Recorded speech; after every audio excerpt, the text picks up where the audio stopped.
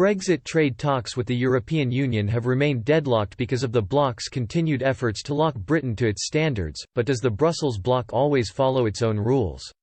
Michel Barnier, the EU's chief Brexit negotiator, was ordered to establish a regulatory level playing field as the price for any future relationship pact between Brussels and Britain.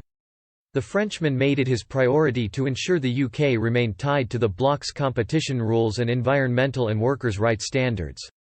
But he has ignored that Britain was often considered a flag-bearer for high standards when still a member of the EU. European sources said the UK was considered to have gold-plated many of the rules and regulations handed down from Brussels. Here are 4 areas blocking progress in the Brexit negotiations where Britain maintains higher standards than much of the EU. Britain's social standards are thought of as some of the best across the continent.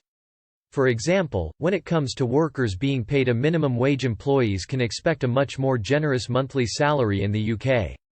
According to the latest figures, the UK's monthly minimum wage is €1,599 compared to the EU average of €934. In the UK, anyone on maternity leave is entitled to receive statutory maternity pay for 39 out of the 52 weeks they are entitled to be off work.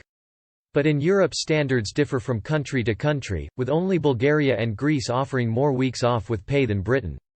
Under the EU's maternity leave directive, women have the right to a minimum of 14 weeks of maternity leave, of which 2 are compulsory. In Belgium, the home of the EU, mothers can take up to 15 weeks maternity leave, receiving payment of equivalent to 82% of their full salary for the first 30 days and 75% for the remainder.